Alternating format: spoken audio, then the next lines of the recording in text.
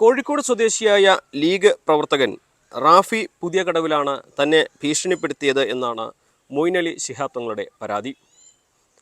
Moeen Ali Shihab തങ്ങളുടെ പരാതിക്ക് ഇടയായ ആസ്പദമായ ആ ശബ്ദ സന്ദേശം ആദ്യം കേൾക്കാം. നിങ്ങൾ ഈ പോക്ക് പോകുകയാണെങ്കിൽ നിങ്ങൾ വീൽ ചെയറിൽ പോകേണ്ട ഗതി നിങ്ങൾക്ക് ഉണ്ടാവും കേട്ടോ. നിങ്ങൾ നല്ല കയറി തങ്ങൾ കുടുംബത്തിലായതുകൊണ്ട് എല്ലാവരും ബഹുമാനിക്കുകയും സ്നേഹിക്കുകയെല്ലാം ചെയ്യുന്ന ഒരാളാണ്. നിങ്ങൾ ഈ കോലത്തിൽ സംസാരവും കാര്യങ്ങളായിട്ട് സമുദായ നേതാക്കളെയും പാർട്ടി നേതാക്കന്മാരെല്ലാം വെല്ലുവിളിച്ച് പോവുകയാണെങ്കിൽ നിങ്ങൾ വീൽ ചെയറിൽ തന്നെ പോണ്ടി വരും. തങ്ങൾക്ക് ഇനി പുറത്തിറങ്ങാൻ പറ്റൂല. തങ്ങളുടെ പരിപാടിയിലൊക്കെയാണ് നമ്മളെല്ലാം നീങ്ങുന്നത്.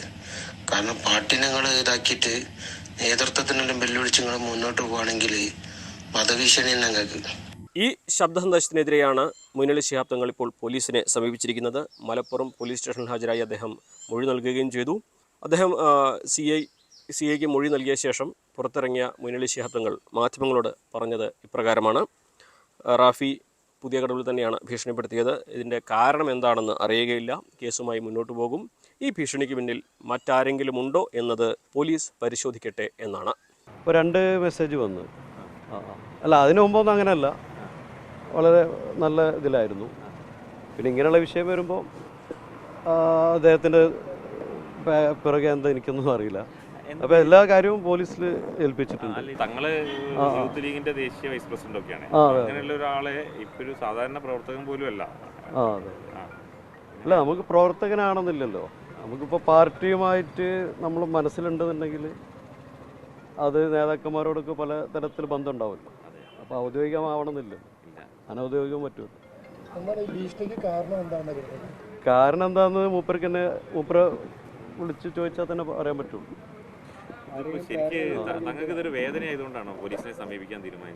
അതിപ്പോൾ നിങ്ങളൊരാളെ വിളിച്ച് വധിക്കുക അല്ലെങ്കിൽ വീൽ ചെയറിൽ ഇരുത്തും എന്ന് പറഞ്ഞു കഴിഞ്ഞാൽ പിന്നെ ചെയ്യേണ്ട കാര്യങ്ങൾ സർക്കാർ, ഗവൺമെൻറ്, പോലീസ് ലെവലിൽ ചെയ്യാൻ പറ്റുള്ളൂ. പരാതിയൊക്കെ കൊടുത്തു. സ്വാഭാവികമായിട്ടും എല്ലാവരും ചെയ്യുന്ന മാതിരി തന്നെ ഞാനും ചെയ്തു. അതൊക്കെ പോലീസ് അന്വേഷിക്കുക, അത് നമ്മളെ പണിയല്ലല്ലോ. ഈ തങ്ങൾ കഴിഞ്ഞ ദിവസം നടത്തിയ ഒരു പ്രസംഗത്തിൽ പാലക്കാട് നടന്ന പരിപാടിയിലെ പരാമർശം തന്നെ, നേതാക്കളുടെ പരാമർശം തന്നെ എടുത്തു. അത് എന്തെങ്കിലും ബാധിച്ചു തോന്നുന്നുണ്ട്, അല്ലെങ്കിൽ അങ്ങനെ പറയാനുള്ളൊരു കാരണം? അത് അയാളെ വോയിസ് കേട്ടാൽ നിങ്ങൾക്ക് വ്യക്തമാവും. അയാളെ 2 വോയിസിലും പറയുന്ന സംഭവങ്ങൾ.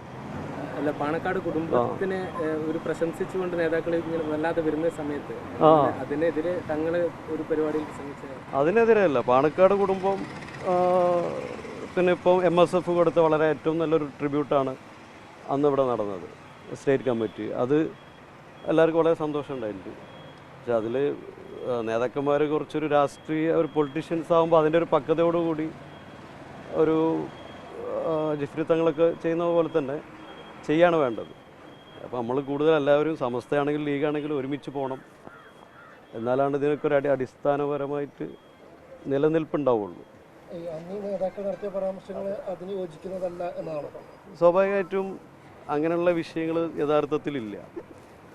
സമസ്ത ലീഗ് എന്നോ അല്ലെങ്കിൽ പാണക്കാട് കുടുംബം സമസ്ത അങ്ങനെ യഥാർത്ഥത്തിലൊരു വിഷയമൊന്നുമില്ല. വളരെ ഊഷ്മളമായിട്ട് ആ ബഹുമാനം കാര്യമൊക്കെ ഇപ്പോഴും അതുപോലെ എല്ലാവരും കൊണ്ടുനടക്കുന്നുണ്ട്.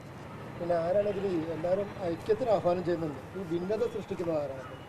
ഭിന്നത ഈ സോഷ്യൽ മീഡിയയിൽ അങ്ങനെ ഓരോരുത്തർ വിടുന്നതാണ്.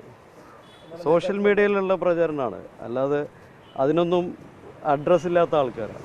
എന്താണെങ്കിലും തങ്ങളുടെ പരാതിയുടെ അടിസ്ഥാനത്തിൽ മലപ്പുറം പോലീസ് റാഫി പുതിയ കടവിലിനെതിരെ കലാപാഹ്വാനം, ഭീഷണിപ്പെടുത്തൽ തുടങ്ങിയ കുറ്റങ്ങൾക്കുള്ള വകുപ്പുകൾ ചുമത്തിയാണ് കേസെടുത്തിരിക്കുന്നത്. മലപ്പുറം CA ആണ് കേസ് അന്വേഷിക്കുന്നത്.